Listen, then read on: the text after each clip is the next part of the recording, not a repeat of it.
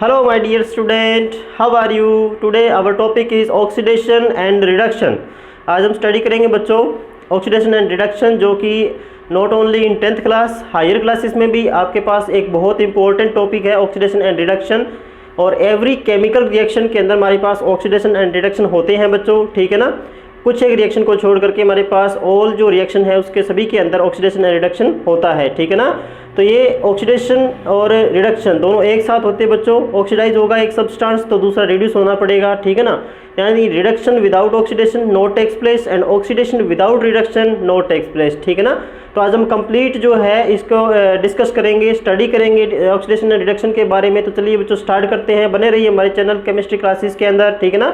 तो चलिए बच्चों स्टार्ट करते हैं ऑक्सीडेशन एंड रिडक्शन क्या होते हैं। ऑक्सीडेशन एंड रिडक्शन जो हमारे पास अर्लियर टाइम था, जब स्टार्टिंग में इसकी डेफिनेशन बनाना शुरू किया गया अर्लियर टाइम के अंदर, तो इसमें क्या था बच्चों कि हमारे पास मोस्ट ऑफ द कंपाउंड्स थे ना, वो किसके थे, हाइड्रोजन और ऑक्सीजन के थे बच्चों, ठीक है ना।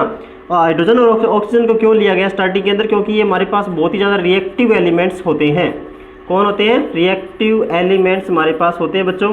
और रिएक्टिव एलिमेंट्स होने की वजह से क्या हुआ कि उस time most of the compounds जो थे ना, वो हाइड्रोजन के या फिर ऑक्सीजन के कंपाउंड्स थे। यानी कि कोई दूसरा एलिमेंट जो है वो हमारे पास हाइड्रोजन के साथ और ऑक्सीजन के साथ कंबाइन करके कंपाउंड बना हुआ था। अब जैसे ही वो कंपाउंड को आप रिएक्शन करवाएंगे एक कंपाउंड को दूसरे कंपाउंड से, तो क्या होगा, या तो हाइड्रोजन रिमूव होगी या हाइड्रोजन एडिशन होगा, ठीक है ना। या फिर हमारे पास ऑक्सीजन रिमूव होगी या ऑक्सीजन का एडिशन होगा। इसलिए जो स्टार्टिंग के अंदर जो डेफिनेशन दी गई थी ना अर्लियर कॉन्सेप्ट में, तो वो हमारे पास हाइड्रोजन और ऑक्सीजन के ऊपर बेस थी बच्चों, ठीक है ना। तो ऑक्सीडेशन और रिडक्शन को किस तरह डिफाइन किया गया कि हमारे पास जो ऑक्सीडेशन होता है, ऑक्सीडेशन जो होता है ये हमारे पास होता है बच्चों addition of oxygen, addition of oxygen या फिर रिमूवल ऑफ हाइड्रोजन। यानी कि या तो हाइड्रोजन रिमूव हो जाए, रिमूवल ऑफ हाइड्रोजन, या तो किसी सब्सटेंस से हमारे पास हाइड्रोजन का रिमूवल हो जाए या फिर किसी सब्सटेंस में ऑक्सीजन ऐड हो जाए। तो उन दोनों ही केस में हम इसको क्या बोलेंगे, प्रोसेस को ऑक्सीडेशन बोलेंगे। और जिसका ये रिमूव होता है, ये रिमूव हाइड्रोजन होता है या जिस सब्सटेंस में ऑक्सीजन ऐड होती है ना, उसको बोलते हैं रिड्यूसिंग एजेंट।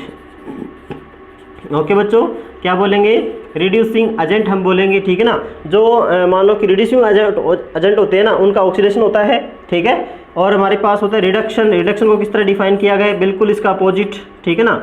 रिडक्शन जो है वो ऑक्सीडेशन का बिल्कुल अपोजिट होता है बच्चों। जो डेफिनेशन हमारे पास इसमें ऐड हो रही थी वो चीज़ रिमूव होगी और जो रिमूव हो रही थी वो इसमें ऐड होगी, ठीक है ना। तो इसमें हमारे पास एडिशन ऑफ हाइड्रोजन होता है, एडिशन ऑफ हाइड्रोजन होता है बच्चों, और रिमूवल ऑफ ऑक्सीजन होता है, removal of oxygen, removal of oxygen. यानी कि किसी भी सब्सटेंस से हमारे पास या तो ऑक्सीजन रिमूव हो जाए या फिर किसी सब्सटेंस के साथ हाइड्रोजन ऐड हो जाए, तो हमारे पास क्या होगा बच्चों, रिडक्शन बोलेंगे हम, ठीक है ना। और जो रिडक्शन होता है ना वो किसका होता है, ऑक्सीडाइजिंग एजेंट का होता है बच्चों, ऑक्सीडाइजिंग एजेंट का होता है, ठीक है ना। यानी कि जो हमारे पास एजेंट वो सब्सटेंस है जिसका ऑक्सीडेशन हो रहा है या रिडक्शन हो रहा है, ठीक है ना बच्चों। एजेंट क्या होता है, वो सब्सटेंस जिसका ऑक्सीडेशन या रिडक्शन होता है।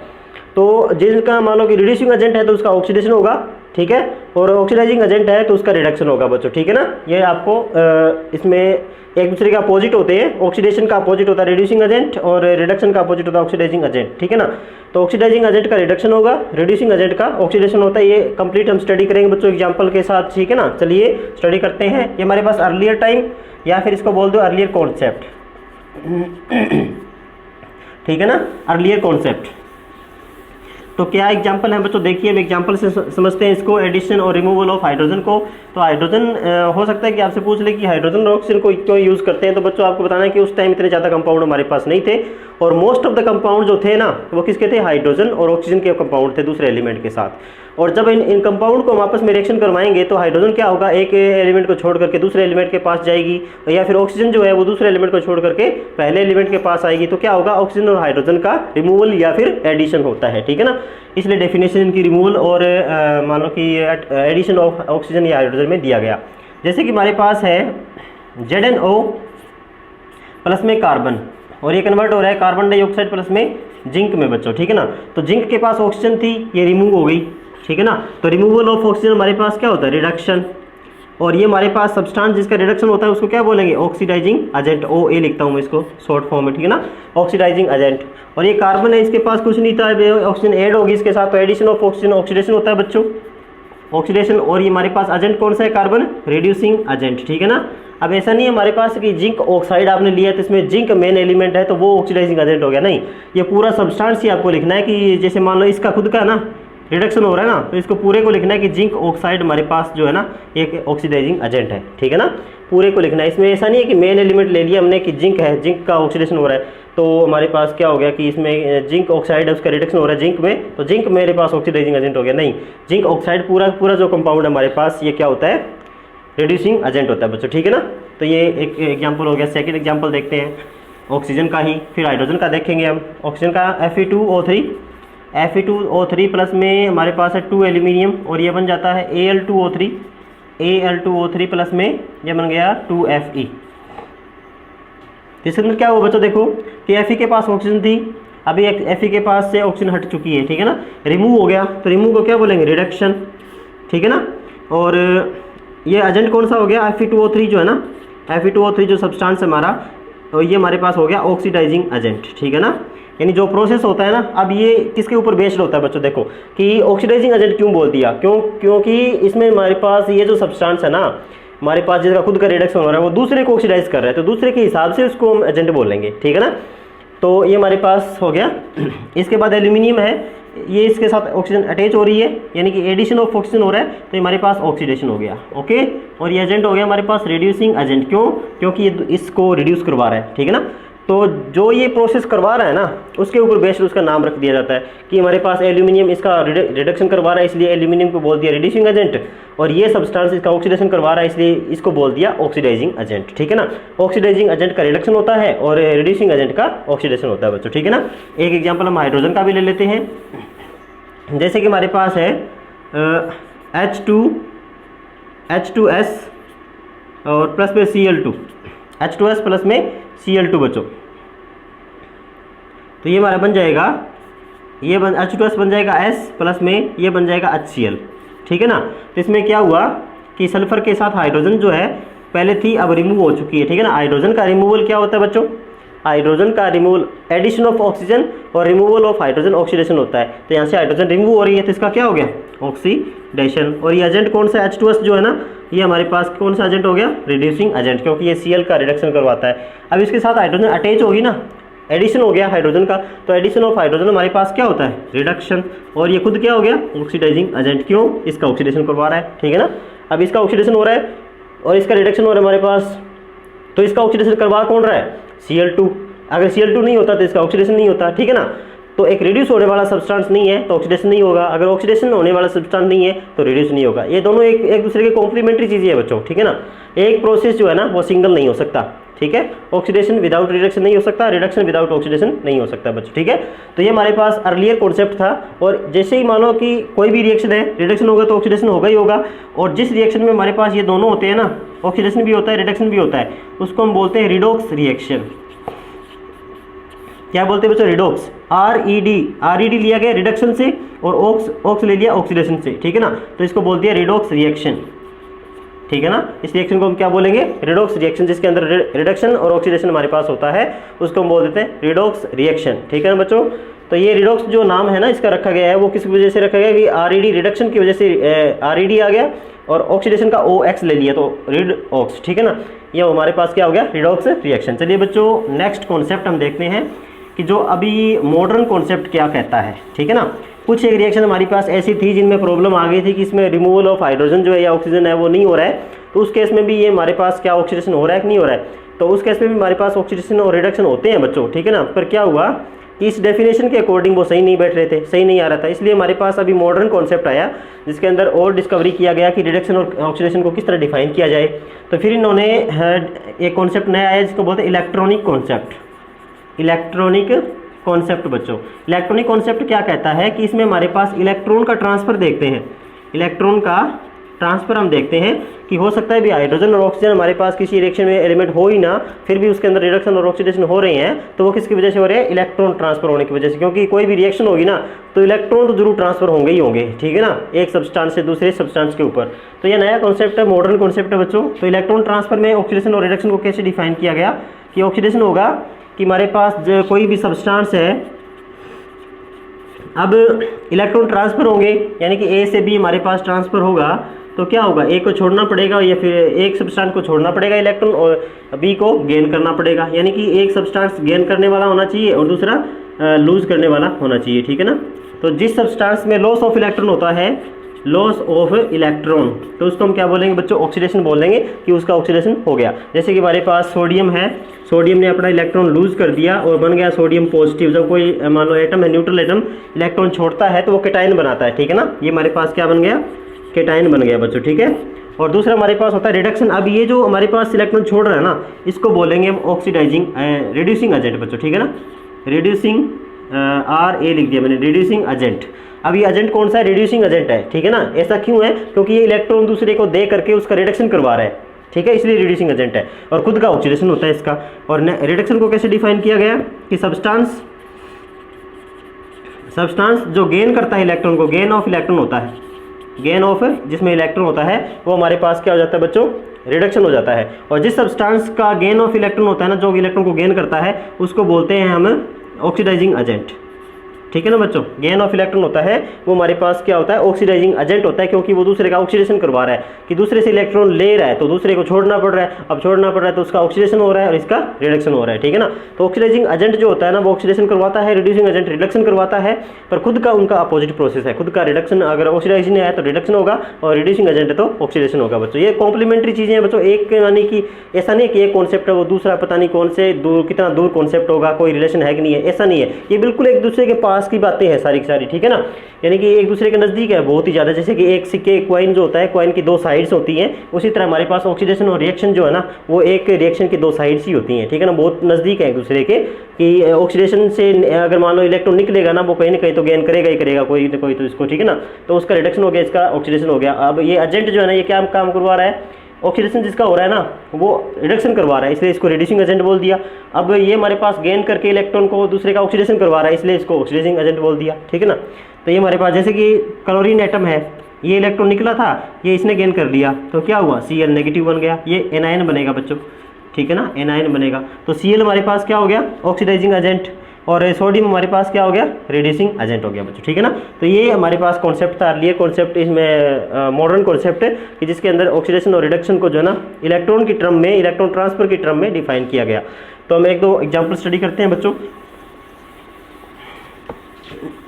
जैसे कि हमारे पास एग्जाम्पल है, ये एग्जाम्पल था पहले Na और Cl वाला कि दो Na हैं और Cl2 गैस हमारे पास, और ये बन जाता है 2Na पॉजिटिव और Cl नेगेटिव, यानी NaCl बन जाता है, ठीक है ना। अब ये बना कैसे कि दो Na थे हमारे पास, सोडियम थे, इनके पास एक एक इलेक्ट्रॉन है और इन्होंने क्या काम किया, Cl और Cl है ना, इनको अपने इलेक्ट्रॉन दे दिए, ठीक है ना।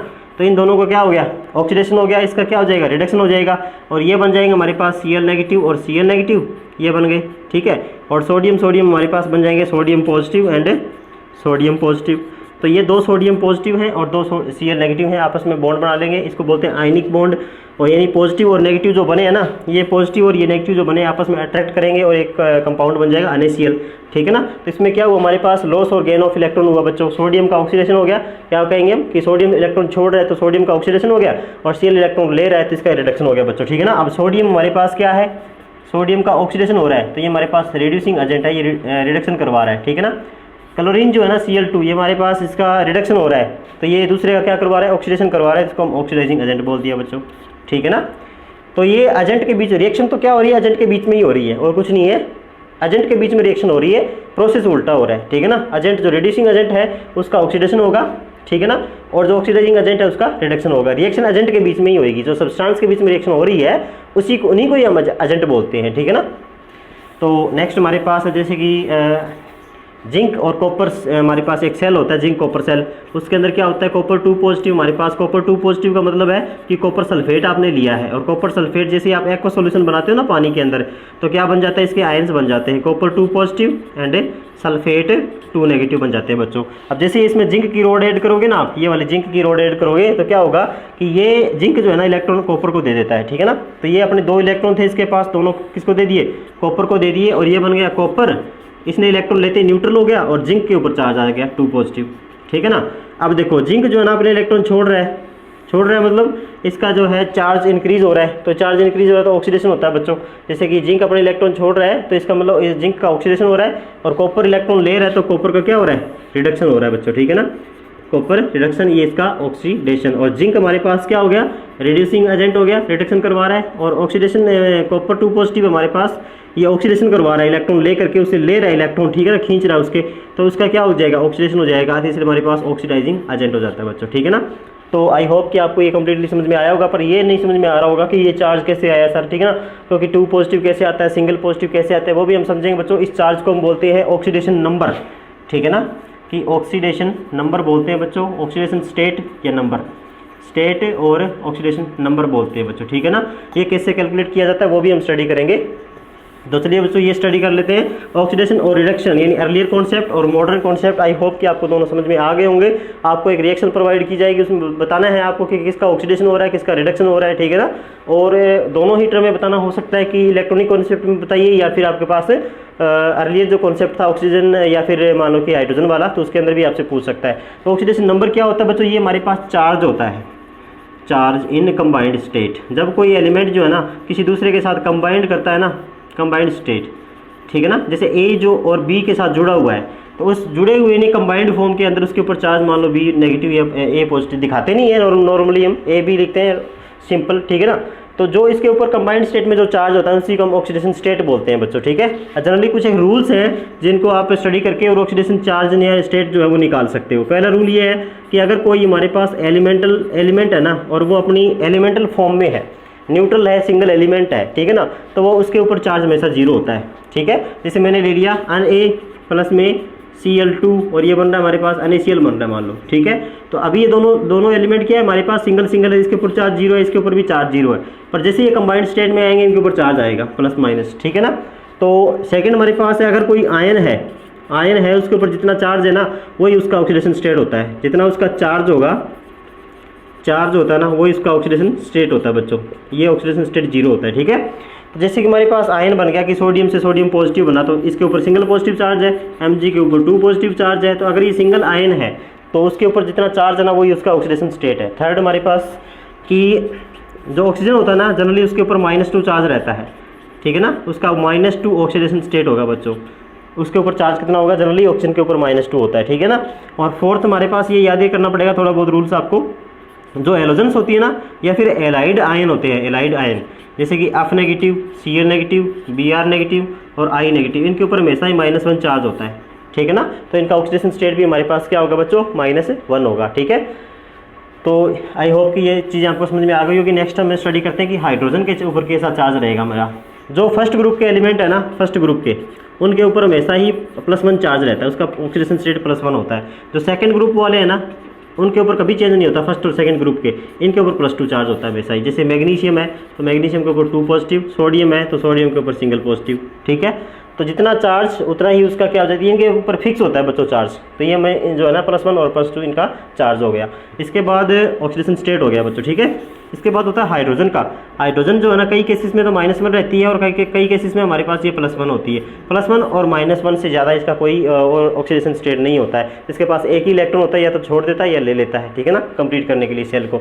अब निकालते कैसे है ऑक्सीडेशन स्टेट, जैसे कि हमारे पास H2SO4 है, ठीक है ना। इस टोटल के ऊपर चार्ज कुछ भी नहीं है, इसलिए इसके टोटल का जो चार्ज होगा ना, सम करेंगे टोटल का चार्ज, तो वो हमेशा 0 के बराबर पुट करना है आपको, ठीक है ना। जिसका निकालना है सल्फर का निकालना है। मान लो ऑक्सीजन का मैंने कितना बताया था, 1 का -2, हाइड्रोजन का कितना बताया मैंने, +1 इसमें होता है, ठीक है ना। तो 2 हाइड्रोजन है तो +2 हो गया, और इसका हमारे पास एक ही सल्फर है तो x हो गया, 2 सल्फर होते तो 2x हो जाता, और इसमें हमारे पास एक ऑक्सीजन का -2 है और 4 है टोटल ऑक्सीजन, तो हमारे पास क्या हो गया, -8, यानी कि हमारे पास -8 हो गया। और टोटल किसके इक्वल है, 0 के इक्वल, ठीक है ना, क्योंकि ओवरऑल जो है इस पूरे कंपाउंड के ऊपर ओवरऑल में कोई चार्ज नहीं है, इसलिए ओवरऑल टोटल सम करके हम 0 के बराबर पुट कर दिया। तो यहाँ से आ जाएगा x - 6 = 0 और x = +6, यानी कि इस x के ऊपर हमारे पास जो चार्ज है ना वो कितना है, ऑक्सीडेशन स्टेट इसका +6 है बच्चों, ठीक है ना। तो इस तरह हम पूरे कंपाउंड का हम निकालते हैं। आप ट्राई कीजिए कुछ एक, जैसे कि CO2 है, ट्राई कीजिए। HNO3 है, इसमें N का निकालिए, ठीक है ना, इसका निकालिए, यहाँ C का निकालिए, SO2 है, इसका X निकालिए, ठीक है ना, S का निकालिए। तो ये कुछ एक आप ट्राई कर सकते हैं बच्चों घर पे, जो ट्राई कर सकते हो इसको, ठीक है ना। तो ये हमारे पास हो गया कंप्लीट कॉन्सेप्ट बच्चों, ऑक्सीडेशन रिडक्शन के बारे में, अर्लियर कॉन्सेप्ट, मॉडर्न कॉन्सेप्ट, और हमारे पास ऑक्सीडेशन स्टेट जो है ना, नंबर जो है वो कैसे निकाला जाता है वो भी आपको समझ में आ गया होगा, आई होप, ठीक है ना। तो आपको बच्चों करना क्या है कि इनको ट्राई करना है घर पे। बुक आपको मान लो कि ओपन करनी है और जो भी हमारे पास कंपाउंड है ना उनको अच्छे तरीके से स्टडी करना है, किसका रिडक्शन हो रहा है, किसका ऑक्सीडेशन हो रहा है। ओके बच्चों, आज के लिए इतना ही। आई होप कि आपको अच्छे तरीके से समझ में आया होगा, ठीक है ना। आई होप और कि आप जो है ना कि +1 और +2 के अंदर या हायर क्लासेस में भी इसको नहीं भूलोगे, ठीक है ना। तो thank you, have a nice day.